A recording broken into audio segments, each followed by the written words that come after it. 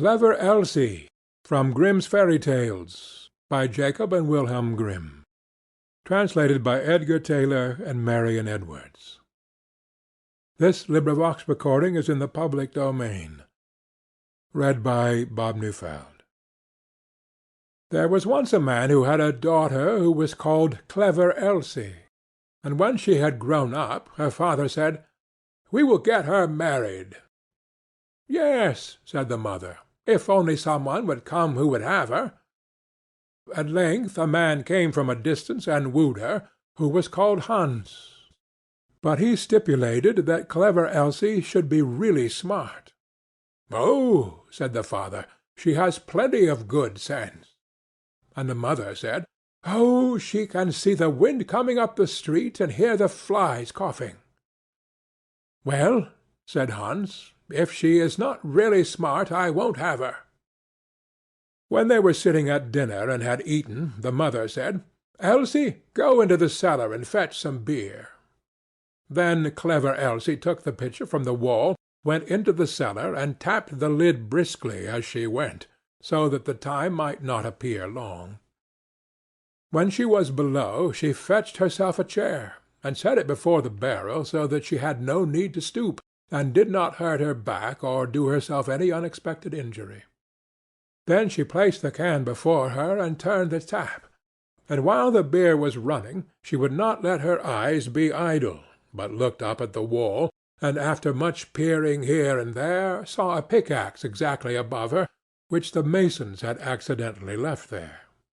Then Clever Elsie began to weep, and said, "If I get Hans, and we have a child, and he grows big, and we send him into the cellar here to draw beer, then the pickaxe will fall on his head and kill him."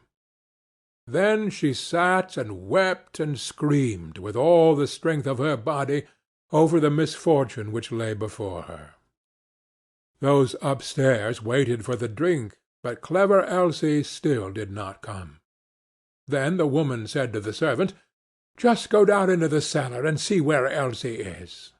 The maid went, and found her sitting in front of the barrel, screaming loudly. "Elsie, why do you weep?" asked the maid. "Ah," she answered, "have I not reason to weep? If I get Hans, and we have a child, and he grows big, and has to draw beer here, the pickaxe will perhaps fall on his head and kill him." Then said the maid, "What a clever Elsie we have!" and sat down beside her and began loudly to weep over the misfortune. After a while, as the maid did not come back, and those upstairs were thirsty for beer, the man said to the boy, "Just go down into the cellar and see where Elsie and the old girl are."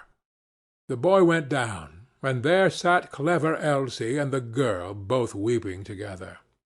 Then he asked, "Why are you weeping?"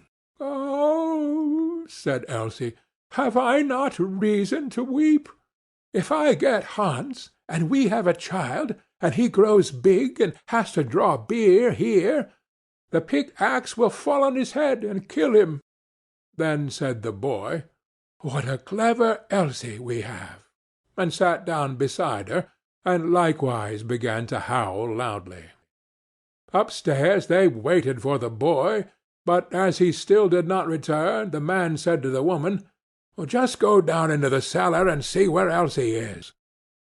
The woman went down, and found all three in the midst of their lamentations, and inquired what was the cause. Then Elsie told her also that her future child was to be killed by the pickaxe when it grew big and had to draw beer, and the pickaxe fell down. Then said the mother likewise, "What a clever Elsie we have!" and sat down and wept with them. The man upstairs waited a short time, but as his wife did not come back and his thirst grew ever greater, he said, "I must go down into the cellar myself and see where Elsie is." But when he got into the cellar and they were all sitting together crying, and he heard the reason, and that Elsie's child was the cause, and that Elsie might perhaps bring one into the world some day, and that he might be killed by the pickaxe if he should happen to be sitting beneath it, drawing beer just at the very time when it fell down, he cried, "Oh, what a clever Elsie!" and sat down and likewise wept with them. The bridegroom stayed upstairs alone for a long time. Then, as no one would come back, he thought, "They must be waiting for me below. I too must go there and see what they are about." When he got down, the 5 of them were sitting, screaming and lamenting quite piteously, each outdoing the other. "What misfortune has happened, then?" asked he. "Ah, dear Hans," said Elsie, "if we marry each other, and have a child, and he is big, and we perhaps send him here to draw something to drink, then the pickaxe, which has been left up there, might dash his brains out if it were to fall down. So have we not reason to weep?" "Come," said Hans, "more understanding than that is not needed for my household. As you are such a clever Elsie, I will have you," and seized her hand, took her upstairs with him, and married her. After Hans had had her for some time, he said, "Wife, I am going out to work and earn some money for us. Go into the field and cut the corn that we may have some bread." "Yes, dear Hans, I will do that." After Hans had gone away, she cooked herself some good broth and took it into the field with her. When she came to the field, she said to herself, "Oh, what shall I do? Shall I cut first, or shall I eat first? Oh, I will eat first."